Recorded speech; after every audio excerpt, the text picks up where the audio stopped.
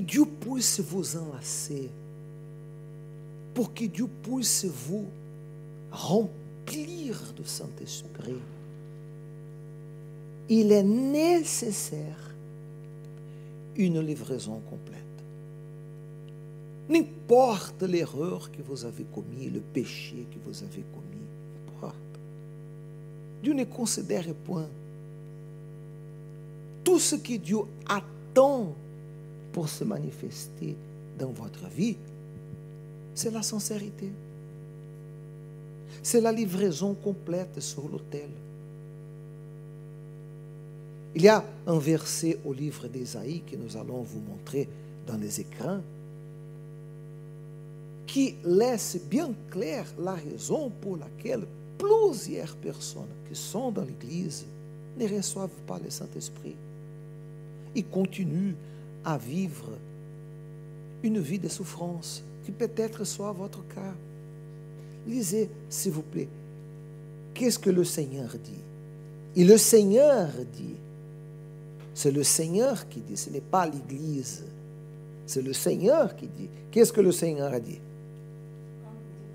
S'il vous plaît, lisez à haute voix, qu'est-ce que le Seigneur dit? Quand ce peuple s'approche de moi, qu'est-ce qui se passe? Qu'est-ce qui se passe?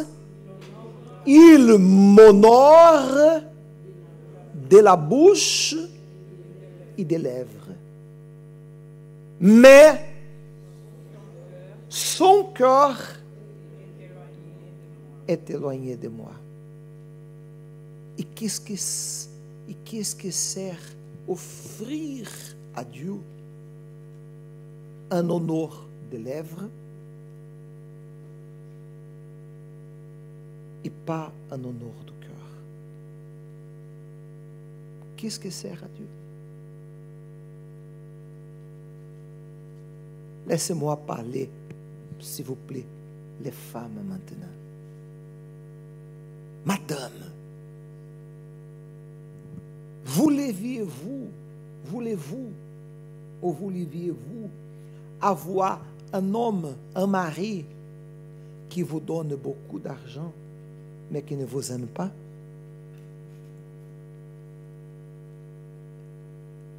C'est ça qu'une femme attend de son mari. Un homme qui dit, je te donne maison, je te donne à manger, je te donne d'argent, mais je ne te donne pas mon amour. Mon amour sera des autres femmes. C'est ça qu'une épouse attend de son mari. Et c'est ça qu'un homme attend de son épouse. Non plus. Dieu désire le cœur, l'âme. Si vous venez à l'église et vous honorez avec les lèvres, comme il est écrit là, avec la bouche, mais le cœur, il n'appartient pas à Dieu. Le Seigneur Jésus n'est pas encore votre raison de vivre. Vous allez continuer à souffrir. Vous serez une personne malheureuse, bloquée. Nous voyons au livre de 1 Samuel, si vous avez la Bible, s'il vous plaît, et on a fait la réunion à 8h du matin, on a parlé de ça,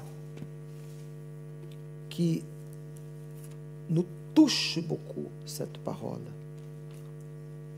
Cette parole-là, elle a tout à voir avec ces versets bibliques. 1 Samuel, chapitre 1. 1 Samuel, chapitre 1. La Bible parle d'un homme qui s'appelait Eucana, chapitre 1, verset 2. Eucana, il avait 2 femmes. Il avait 2 femmes. dont l'une s'appelait Anna et l'autre Pénina. Pénina avait des enfants, mais Anna et Anna n'en avaient point. Est-ce que vous suivez ou vous ne suivez pas? Je vous sens triste. Je m'aperçois que vous êtes triste, abattu. Je m'aperçois comme si vous étiez là, fatigué.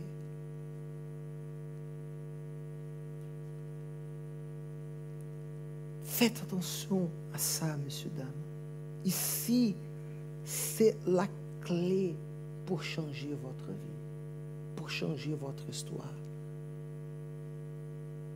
pour vous faire vous réaliser. Anna, elle n'avait pas d'enfant. Pénina, elle l'avait.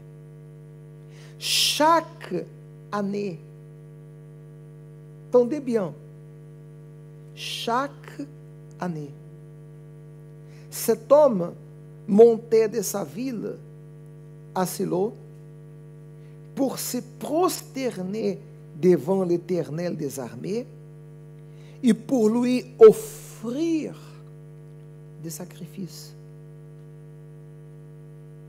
Là se trouvèrent les 2 fils d'Élie.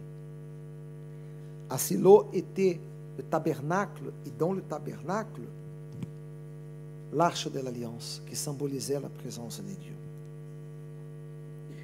Les jours, verset 4, les jours où Elkana offrit son sacrifice,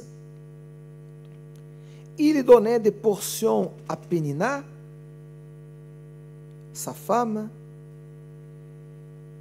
et à tous les fils et à toutes les filles qu'il avait d'elle. Mais il donnait à Anna, qu'est-ce qu'il donnait à Anna?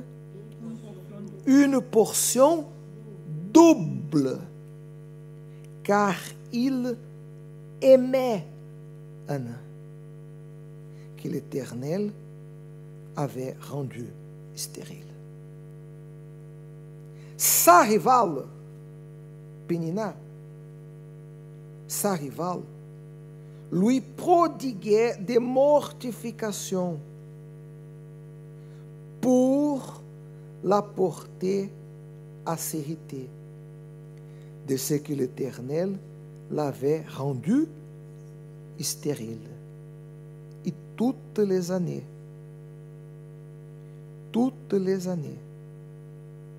s'il vous plaît, monsieur, dame. Non. Combien de temps? Combien de temps? Toutes les années. Toutes les années. Il était ainsi. Qu'est-ce qui s'est passé toutes les années? Qu'est-ce qui s'est passé toutes les années? Chaque fois qu'Anne montait à la maison de l'Éternel, Pénina faisait quoi? La mortifiait de la même manière. Alors, elle, qu'est-ce qu'elle faisait? Elle pleurait et elle ne mangeait point. Peut-être c'est votre situation. S'il vous plaît, monsieur, dame, combien de temps elle allait à l'église? Toutes les années.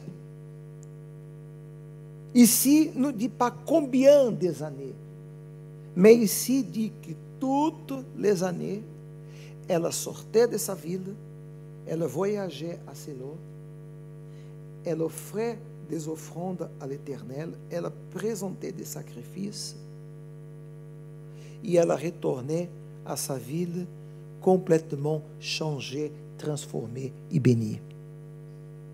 Oui ou non? Oui ou non? Non. Toutes les années, elle retournait de la même façon. une femme frustrée, une femme angoissée, une femme stérile, une femme qui gardait dans son cœur rancune, colère contre sa rivale qui lui irritait, sentiment d'infériorité. Il avait l'idée qu'une femme stérile était une femme maudite, elle se sentait comme ça. Et vous lisez là, elle pleurait, verset 7, la fin du verset 7, s'il vous plaît. Elle pleurait et elle ne... Qu'est-ce que c'est ça? Joie ou tristesse? Hein? Allégresse ou dépression? Peut-être c'est votre cas. Peut-être vous êtes ce genre de personne. Vous venez à l'église toutes les semaines. Vous venez à l'église tous les dimanches. Et qu'est-ce qui change dans votre vie? Rien. Vous êtes toujours la même personne. Elle montait à l'église vide et elle sortait de l'église vide. Elle montait à l'église sans la présence de Dieu et elle sortait de l'église sans la présence de Dieu. Rien changeait. Pourquoi? Parce qu'elle gardait dans son intérieur beaucoup de tristesse. C'est le verset. Não, deixa o versículo de Isaías, por favor. Deixa aqui na tela. Não tira da tela aqui o versículo de Isaías, não, por favor. C'est justement ça. Elle honorait Dieu avec ses... Messieurs, dames, elle louait Dieu avec ses lèvres. Mais le cœur, elle ne donnait pas. Elle ne donnait pas la vie. Si vous ne donnez pas la vie, si vous ne donnez pas le cœur, vous allez entrer et sortir, semaine après semaine, mois après mois, des années, toujours de la même façon. Le problème, ce n'est pas l'autel, le problème, ce n'est pas Dieu, le problème, ce n'est pas le pasteur qui est là, le problème, c'est vous. Vous ne livrez pas à Dieu ce que vous gardez. Elle avait un rêve. Ah, j'ai besoin d'un enfant. Un enfant, c'est ma raison de vivre. Un enfant, c'est la raison de mon existence. Et un jour, son mari lui a dit, Anne, vous lisez ça, le verset 8, fatigué de voir son épouse abattue, fatigué de voir sa femme attristée, fatigué de voir sa femme découragée. Fatigué, il était fatigué de voir cette femme-là, elle va à l'église, mais elle ne change pas. Elle ne change pas. Un jour, il a dit, Anne, verset 8, s'il vous plaît. Anne, pourquoi pleures-tu? Et ne manges-tu pas? Pourquoi ton cœur est-il attristé? Est-ce que je ne te veux pas pour toi meilleur que 10 fils? Un autre mot, jusqu'à quand tu vas garder cette tristesse? Malheureusement, Monsieur Henrique, s'il vous plaît, malheureusement, il y a des gens qui font comme ça. Imaginez-vous que Monsieur Henrique est une tristesse, est une rancune. Il y a des gens qui s'accrochent à la tristesse. Amène la tristesse. Se ela vai ao trabalho, a tristeza é lá. Se ela vient à l'église pour louer à Dieu, la tristesse est là. Se ela vient devant l'autel, elle lève les mains, mais elle ne se détache pas.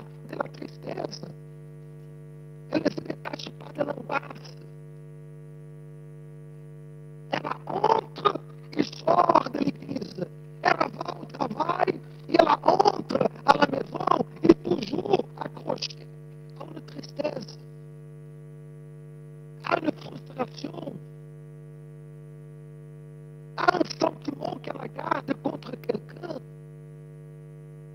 há un rêve qu'elle a mis comme raison de vivre, se marier, avoir travail. Et elle ne reçoit pas le Saint-Esprit. Pourquoi? Parce qu'elle est libre par la tristesse sur l'autel. Et Dieu ne peut rien faire. Un jour, son mari lui a dit jusqu'à quand? Merci. Et là, elle a compris. Il dit la Bible ici au verset 9 qu'Anne se leva après que l'on eut mangé et bu à Silo. Le sacrificateur Élie était aussi sur le siège. Verset 10. Et l'amertume, il donne, disait à haute voix, monsieur dame, quoi? Dans l'amertume. De quoi? De l'âme. Dans l'amertume de l'âme, qu'est-ce qu'elle a fait? Ah, cette fois-ci, ce n'était pas avec la bouche, mais c'était avec l'âme. Là, elle a livré l'âme. Ce jour-là, elle a décidé de faire une alliance et livrer à l'Éternel ce qui c'était son rêve. Et elle a dit, ah, si tu me regardes, si tu vois mon affliction et tu me donnes un fils, garçon, un homme, ce fils, je vais livrer sur l'autel pour te servir. Ce qui était sa raison de vivre, son rêve, elle a livré sur l'autel. Un autre mot, elle a fait ces jours-là de l'autel do Seigneur Jésus sa raison de vivre. Il dit la Bible au verset 18 que cette femme s'en alla, elle mangea et son visage ne fut plus le même. Ces jours-là, sa vie a changé. Si vous décidez livrer votre ego, livrer votre volonté propre, livrer votre tristesse sur l'autel, vous allez recevoir le Saint-Esprit. Et le Saint-Esprit, il va changer votre vie. Du contraire, vous serez toujours cette personne triste, abattue, découragée. Vous venez à l'église et vous ne voyez pas résultat. Est-ce que c'est clair ou c'est pas clair? Oui ou non? Pour finir, verset 19. Oh, pardon, la fin do verset 19. Ela retourna à sa maison, à Ramá. Eucana connut Anne, sa femme, et l'Éternel se souvient d'elle.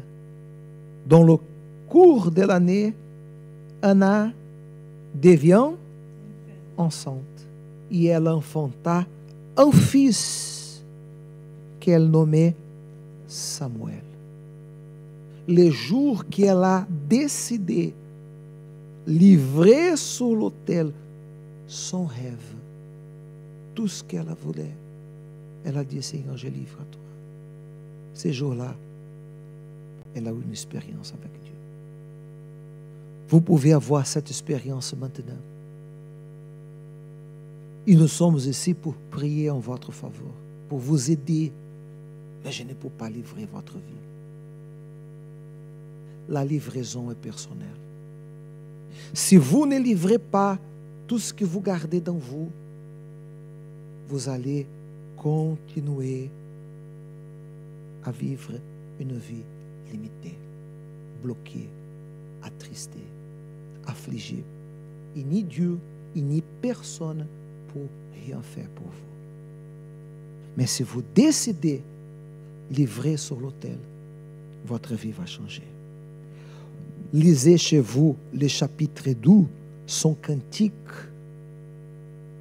Et vous allez voir qu'elle déclare qu'après avoir déposé son fils sur l'autel, elle enfanta 7 fils. Dieu a une vie extraordinaire pour vous offrir. Mais il désire le cœur. Ne sert à rien parler avec la bouche si l'intention de votre cœur, ce n'est pas servir l'Éternel.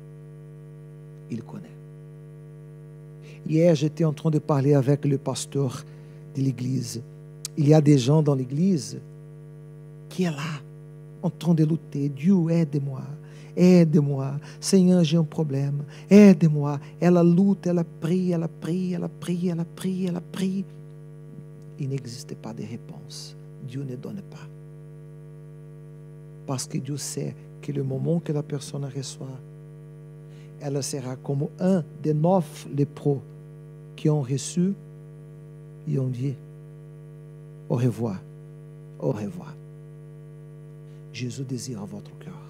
Il désire sauver votre âme.